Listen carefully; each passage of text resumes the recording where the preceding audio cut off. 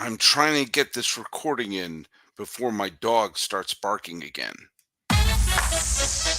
You are Locked On MLB, your daily MLB podcast. Part of the Locked On Podcast Network, your team every day.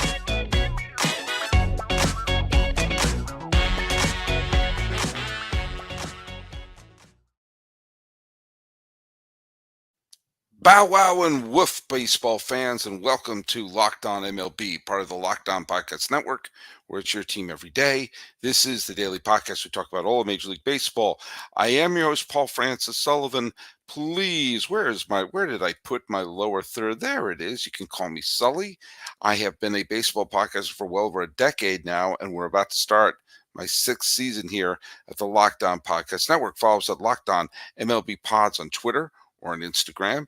You can follow me. I'm your pal Sully. I'm at Sully Baseball on Twitter or whatever it's called now. Sully Baseball Podcast on Instagram. If you do leave any messages or posts on any of the social media, be sure to use that hashtag EverydaySully so we have an idea who's listening to us every single day. Subscribe on YouTube. Tell your friends.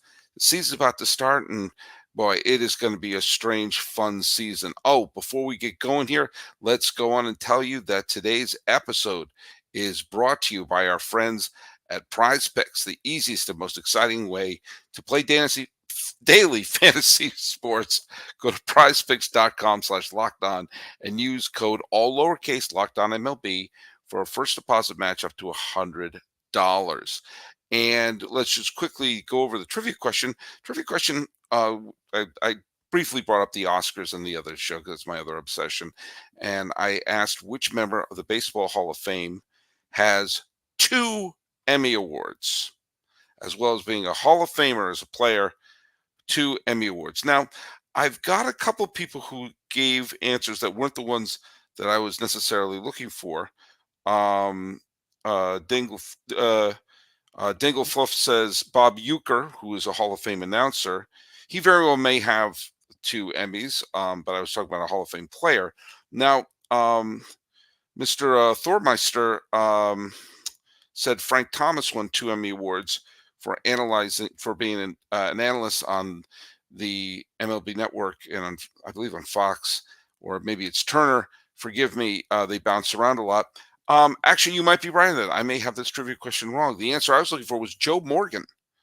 Little Joe, won a pair of Emmy Awards while being a broadcaster for ESPN. I was always a fan of Joe Morgan. I know not everyone liked Joe Morgan because he was not always the quickest to embrace analytics and everything like that, but I thought he was engaging. I like listening to him alongside John Miller. May Joe Morgan rest in peace. Well, let's talk about the big news obviously happened today, revolved around Gerrit Cole with the Yankees. Now, there's not much to say news-wise. Now, if all goes to plan, on Wednesday's show, friend of the podcast and person who brought me into this whole lockdown world, Stacey Gotsulias, who is the host of the fabulous Locked On Yankees podcast, I texted her and assured her I was not gloating because I am not a fan of injuries. I don't think that's I want the best players on the field. And I can think of few things more devastating for a team than if the Yankees lost Gerrit Cole for any significant amount of time. He is the best pitcher in the American League, assuming that Jacob deGrom is not healthy, and that's a pretty safe assumption. And if you remove him from this Yankee squad, I'm sorry, they're not a playoff team. They're not. I mean, they are a wild card contender right now. I do think Baltimore's a better team. They won more games last year. They improved by getting a legit ace at the front of their rotation, and they have the best farm system in baseball. So they're either going to bring up good players from the farm or be able to pull off a big, huge trade now since they have an ownership that's willing to pull the trigger. I think this is the Orioles' division to lose. Never sleep on Tampa Bay, and don't sleep on Toronto. I think the Yankees are going to be a wild card contender, but they need to have Gerrit Cole. I'm sorry. Nestor Cortez is a nice pitcher, but you don't know what he got from him last year. Carlos Rondon was fine when he was with Chicago and San Francisco. He was garbage last year, and he could come back, or he could be garbage again. And they dealt away a bunch of pitching depth, including Michael King, who would be a very, very valuable piece to this team right now if he wasn't included in the Juan Soto trade. Now, the Juan Soto trade was essential to be made. I don't knock the trade. They needed to have another bat. Their problem last year was their hitting, not their pitching. But it will become their pitching if you take away Gerrit Cole for any significant amount of time. And by that, I mean, even just not missing a few starts. Uh, I say this, every game counts. Obviously, the games are going to be playing in Seoul in about 2 weeks or a week and a half are going to count just as that the Dodgers and the Padres are going to play in Seoul are going to count just as much as any game they play in September. And with the American League and National League playoff pictures inevitably going to be all bunched together, if you're a team like the Yankees, every single game is going to be one you got to scratch and claw for. Soto with Judge, yes, they're going to score some runs. You take Cole out of the squad, then this is a mid to low 80 win team. And I think that Houston and Texas are better than them. I think Baltimore's better than them. Right now, I think Tampa's better than them. I would pick Toronto ahead of them. And all right, so you would have the Yankees. So how many? That's 3 division winners, 2 wild card teams, and so it would be basically the Yankees fighting with. I don't think Boston's going to do piddly poo, but the Yankees fighting with maybe an improved Seattle team and any team from the Central. I mean, and they can't afford to lose their ace. Now, I'm not going to go too deep into what they have to do because the MRI hasn't come back yet. And so the MRI could come back. It's just a little sore, miss a start or two, and then by mid-April, everything will be fine. That's a possibility that's sitting right here on the table. But the other possibility is, wow, bad, very bad. Now, of course, Blake Snell, the defending Cy Young Award winner, is available. Of course, Montgomery, former Yankee, is available. Dylan Cease is available to be traded with the Chicago White Sox. But at that point, you have to wonder how much does Cashman and Hal Steinbrenner want to push? How much do they want to push the luxury tax? Because they're right at the cusp of it. So if they pay through the nose to get Blake Snell in there, the luxury tax implication is going to skyrocket. Now, there was a time when the Yankees would have said, we don't care. We got to win something. But this isn't that Yankees. They aren't going to basically pay Blake Snell double. And that's one of the reasons why they haven't pulled the trigger on this. And yes, they would love to get a Dylan Cease from the Chicago White Sox.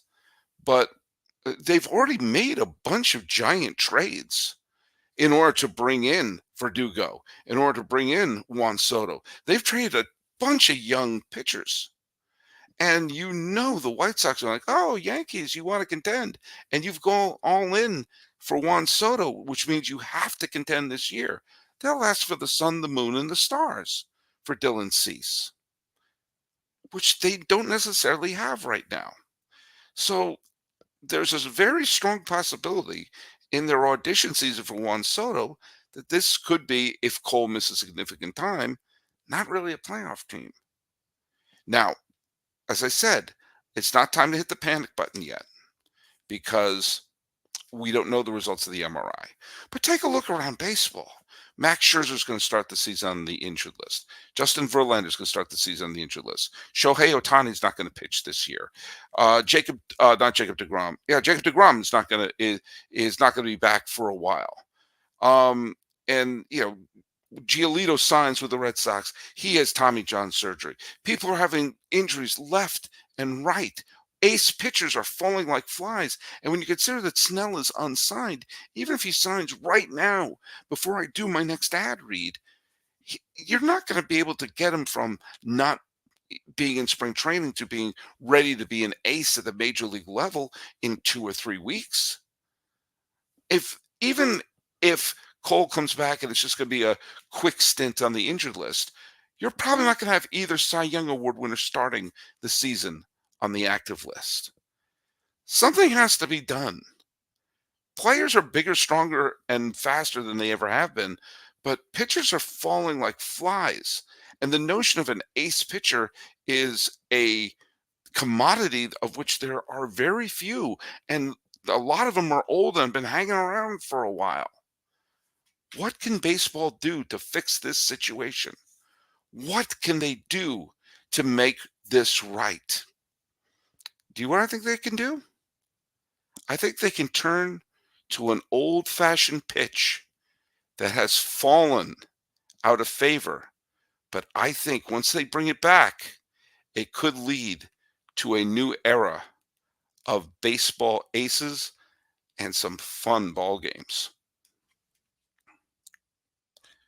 Hey, fans of daily fantasy sports, do I have a place for you?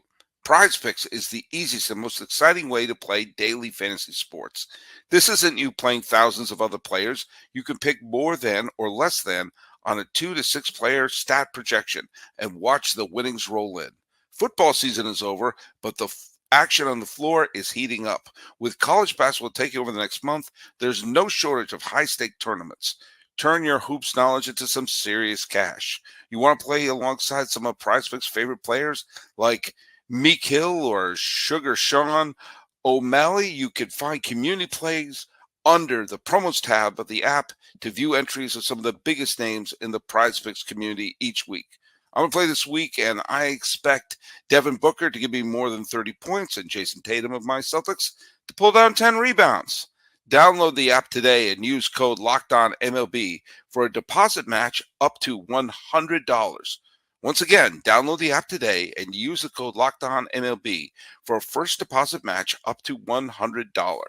Prize Picks. Pick more. Pick less. You know what? It's that easy.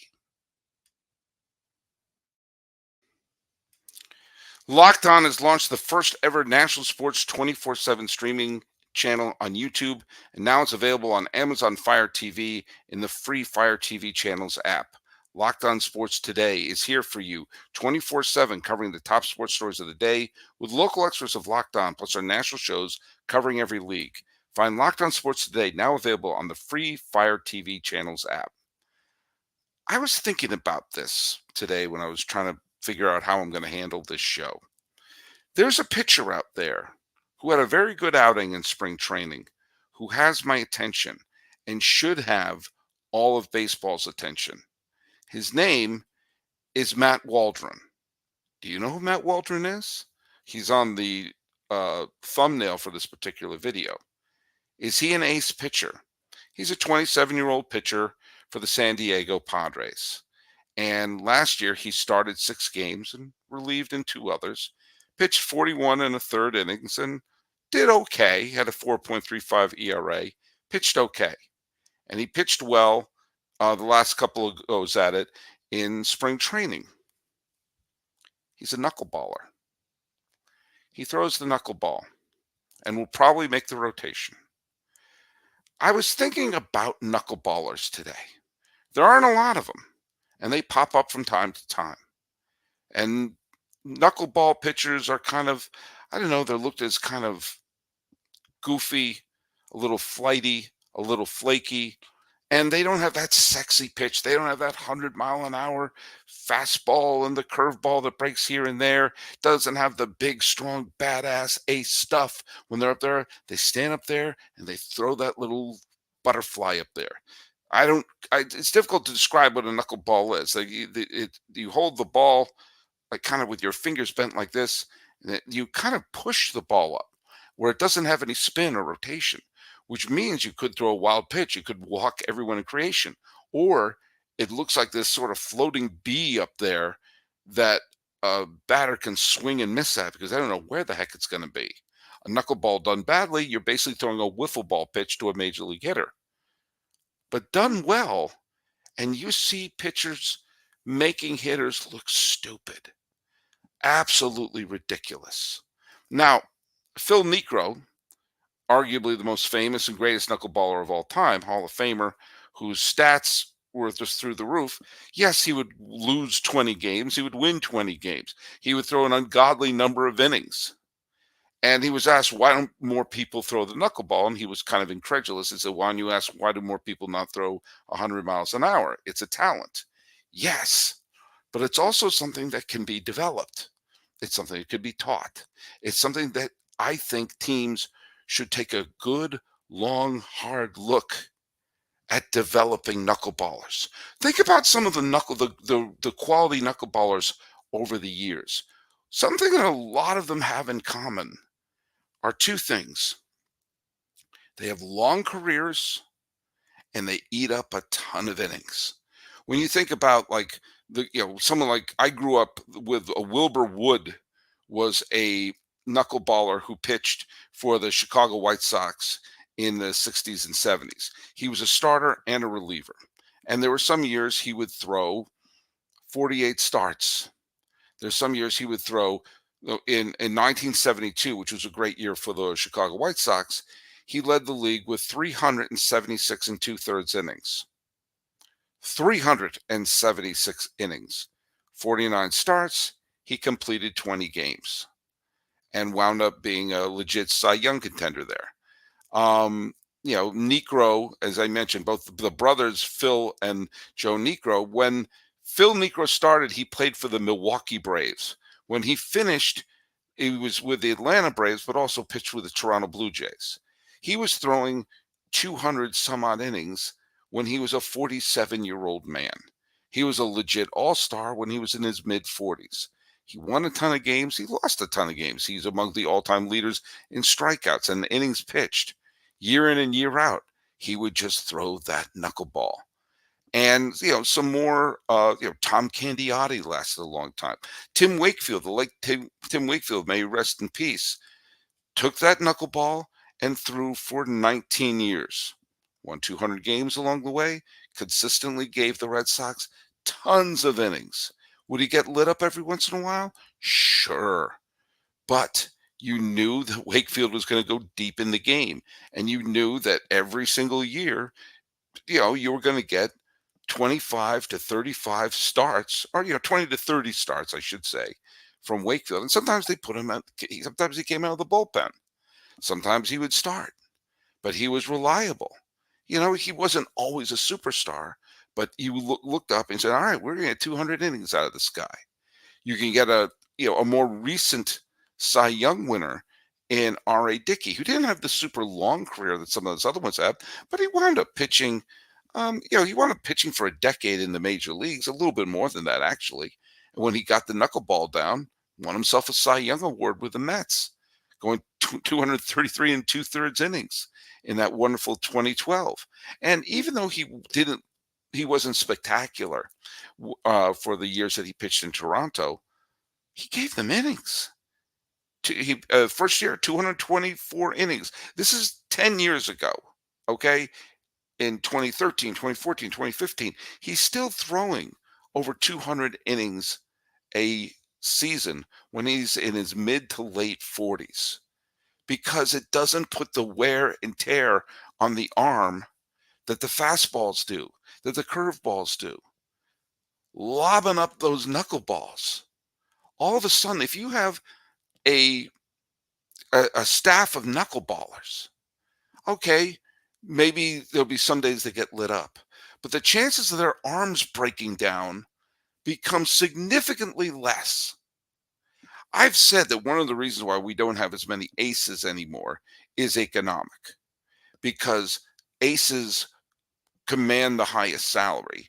And so why not set up your pitching staff where you don't need an ace anymore?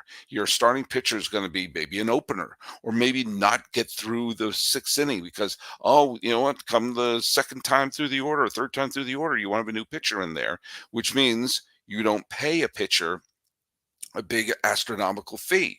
If you don't believe me, the defending Cy Young Award winners out there, and no one's signing him because he wants the big, huge money. But teams know that while he is a fine pitcher, paying him like an ace isn't that smart, because he's not someone who's going to go deep into games. And we're seeing that all your top pitchers are breaking down, no matter how much you treat them like a Fabergé egg. You couldn't buffer pitchers more than Jacob deGrom and Matt Harvey were by the Mets, and yet they constantly kept breaking down. So why not develop those pitchers who are the knuckleballers? Why not develop a staff of knuckleballers? Yes, it supposedly takes time to do, but if you're a fledgling team, like, I don't know, the Angels, who just lost their great player and whose farm system is ranked 30th out of 30. So there's a lot of hope there in Anaheim. What if you say, we're going to start developing knuckleballers? Just start developing through our system.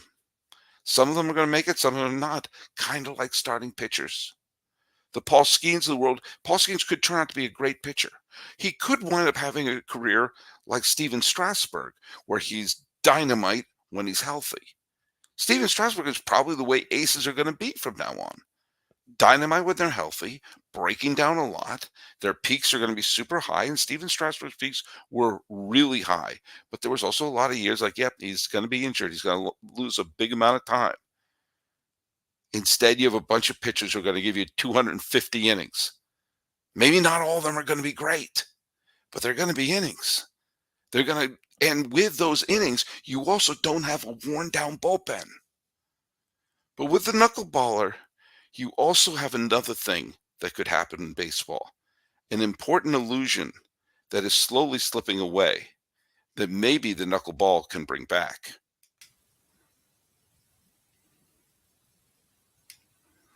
Is TV confusing for you? It used to be easy. You had the channels, then you had cable. Now you have a million services. It's time to make TV easy again. It's time for Fire TV. It is your destination for sports, from live games to highlights to in-depth analysis. Fire TV offers amazing viewing experiences with smart TV, as well as the Fire TV stick that you can plug into your existing TV.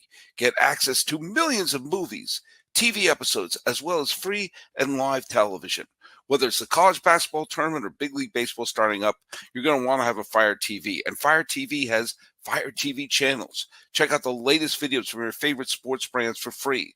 Locked on episodes like this show are on there, and so are many pro leagues and major conferences as well.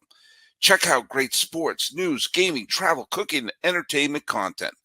Check out Fire TV channels on Fire TV and Alexa devices. Learn more at amazon.com/lockedonfiretv. Hey, this is a reminder that Locked On has begun, the first ever national sports 24/7 streaming channel on YouTube, and now it's available on the Amazon Fire TV and the free Fire TV channels app. Locked On Sports Day is here for you 24/7, covering the top sports stories of the day with local extras of Locked On, plus our national shows covering every league. Find Locked On Sports Today now available at the free Fire TV's app. Now, I got an interesting comment from a friend of the podcast, Goro Majima, who says, more knuckleballs mean we're saving arms, but everyone wants to throw 99-mile-per-hour fastballs. Yes, but not everyone can. And if you're throwing those fastballs and you're being, you're blowing your arm out after 15 innings, I think what you'd rather do is be on the mound pitching. And I'll tell you what the knuckleballers could do. If you start developing knuckleballers and you have a key part of your team that is not a freak of nature, it's not a roided up hulking figure or someone who could do something with their arm that is impossible for anyone else, but can strategically throw that knuckleball, get those innings and get those wins, it can reinforce the myth that the average fan can make it, that the average fan could become a big league ball player. You can't watch a hockey game and think an average dude can just sort of put on some skates and make it to the Stanley Cup final. Basketball and football, those are like Greek gods and bizarre physical specimens. But if you have a regular everyday dude up on the mound, or regular everyday woman on the mound hurling up the knuckleballs, and all of a sudden the fan up there goes, wait a minute, that can be me. I'm here in Los Angeles County, One of the most popular jerseys you still see at Dodger Stadium is that of Fernando Valenzuela. He hasn't pitched for the Dodgers since 1990. But because he had this look, he didn't look like an athlete. He looked like just a guy. He was a little pudgy. He had the messy hair. He looked like a guy you'd see all around LA. He was a regular dude who was up there dominating with that screwball. That was one of the reasons why he caught the imagination. Yes, he inspired the Mexican population, but it wasn't just people of Mexican background who fell in love with Fernando. It was the entire region that is still in love with him because there's that sense of he's just a regular dude who happened to be a major leaguer. Well, imagine if the pitching position, the guy who comes up there or the woman who throws 200 to 270 innings, just pushing that up. It's not a superstar arm. It's not the proverbial knuckler. The gods came down and turned your arm into a thunderbolt from Bull Durham. To create that illusion of, hey, that could be me. If I just worked on my knuckleball, that could be me. The whole thing that made The Rookie with Dennis Quaid, which, just makes my eyes explode with tears when I see it. That sense of that everyday person making it. That illusion is going to have to become part of the game as well to help save baseball with a sense of these are not just pampered millionaires who have been gone on either the Dominican academies or the travel leagues. No, a regular Joe or Joanne could make the major league roster if they just develop that knuckler and don't blow out your arm. Yeah, it's sexier to see the 100-mile-an-hour fastball, but what's even sexier? Winning the game. And for people who love offense, guess what? When a knuckleball is a knuckling, you're basically throwing batting practice. The knuckleball. If it takes 3, 4, 5 years to develop knuckleball pitchers, fine. It'll be 2029, and you have your team full of knuckleballers eating up innings, as opposed to doing what we have now, which is the aces just absolutely collapsing like a house of cards, falling apart like the Avengers turning into that dust at the end of Infinity War. That's a reference my mom won't get. But give it a shot. Develop it. Save your arms.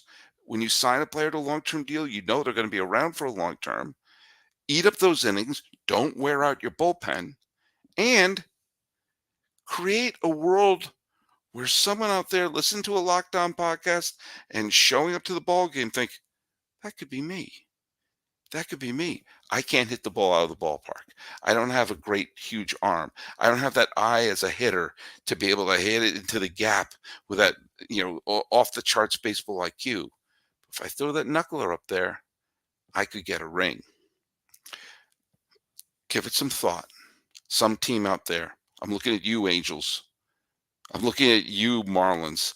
These teams that have horrible farm systems and are going nowhere in an awful hurry. I'm looking at you, A's. Fill your farm system up with that and give it a shot. How could it be worse than saying, hey, who are the 2 defending Cy Young winners going into the 2024 season? Oh, they're in their street clothes. Trivia question today regards a knuckleballer named Gene Bearden. Gene Bearden, a knuckleballer from the 1940s, is the last person in baseball history to do what? What feat that hasn't been accomplished by any pitcher did Gene Bearden do in the 1940s? Knuckleball Gene Bearden do in the 1940s? Put the answer down here on YouTube or Locked On MLB Pods on Twitter or on Instagram. I'm your pal Sully. I'm at Sully Baseball on Twitter, Sully Baseball Podcast on Instagram. Begging that we bring back the knuckleball and restore baseball sanity. This has been Locked On MLB. I am your host, Paul Francis Sullivan. Please call me Sully.